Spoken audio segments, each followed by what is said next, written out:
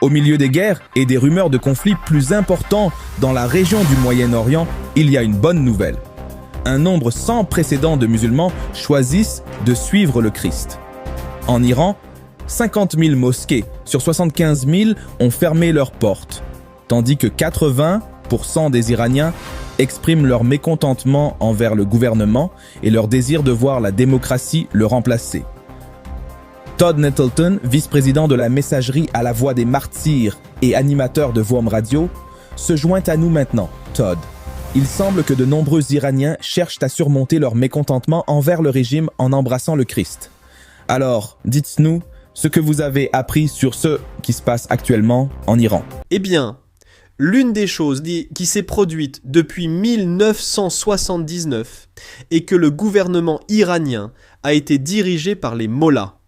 Ce sont les dirigeants islamiques, et ils ont prétendu qu'ils géraient leur pays selon les principes islamiques. Nous allons suivre le Coran à la lettre et tout gérer dans le pays exactement comme l'islam nous le dit.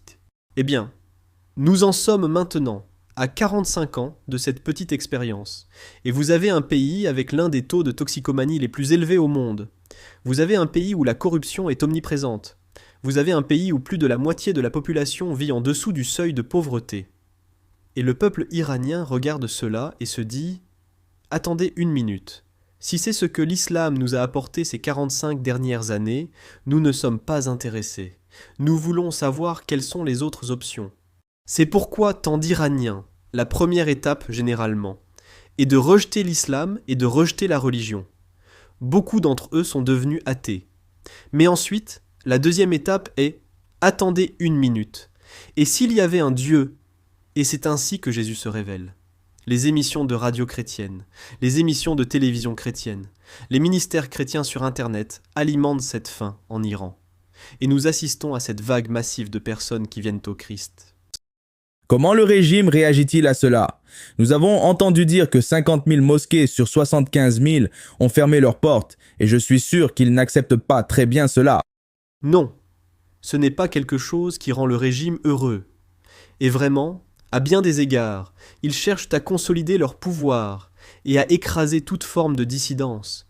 Et ils considèrent certainement la croissance de l'Église, ils considèrent certainement l'évangélisation chrétienne comme une forme de dissidence qui sape le régime islamique. Et donc, vous avez des chrétiens qui sont arrêtés, en particulier des dirigeants. Nous avons entendu plusieurs histoires cette année d'une étude biblique, d'une église à domicile qui a été perquisitionnée. Toutes les personnes présentes sont photographiées.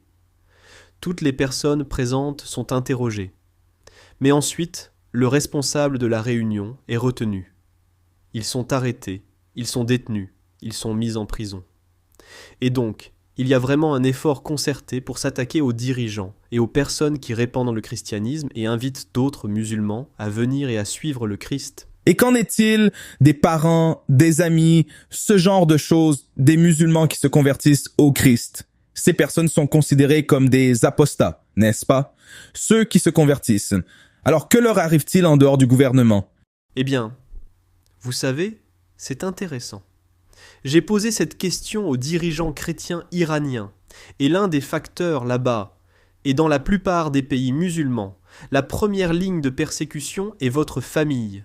Ce sont les premières personnes qui vont venir vous voir et dire « Attendez une minute, nous sommes une famille musulmane. Vous ne pouvez pas faire partie de notre famille si vous n'êtes plus musulman. » C'est moins susceptible de se produire en Iran parce que tant d'Iraniens ont rejeté l'islam, ou du moins ils sont ouverts à l'idée de rejeter l'islam.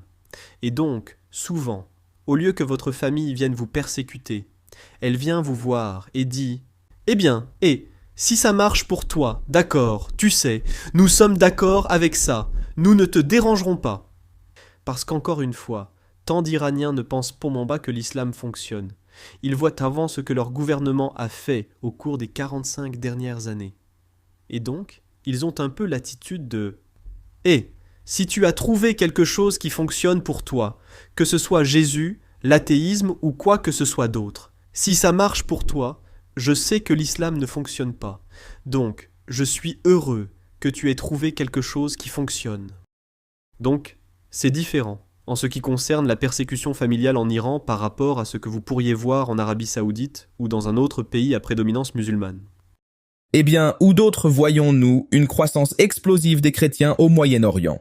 Quel pays vous enthousiasme le plus en ce moment, au-delà de l'Iran?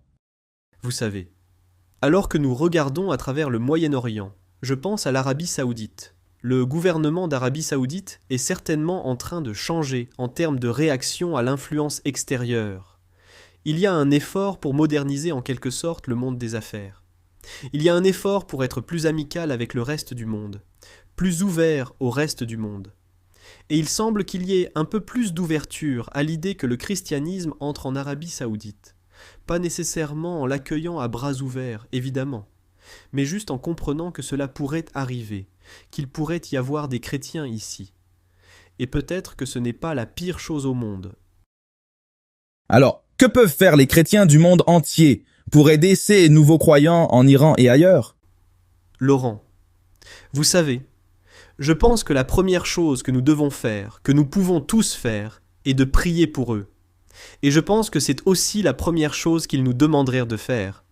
Il existe également des ministères, comme la Voix des Martyrs, qui soutiennent l'Église en Iran, qui aident à équiper. L'une des choses pour lesquelles vous pouvez prier, et l'une des choses dans lesquelles la Voix des Martyrs est impliquée, est la formation des dirigeants. Alors que l'Église grandit si rapidement, l'une des premières choses dont ils ont besoin est davantage de dirigeants. Et donc, aider à identifier, aider à former, aider à équiper ces dirigeants est un élément clé du ministère pour soutenir la croissance de l'Église en Iran. D'accord, et nous continuerons à prier pour eux également. Todd Nettleton, la Voix des Martyrs, merci Todd d'avoir partagé vos idées. Nous l'apprécions.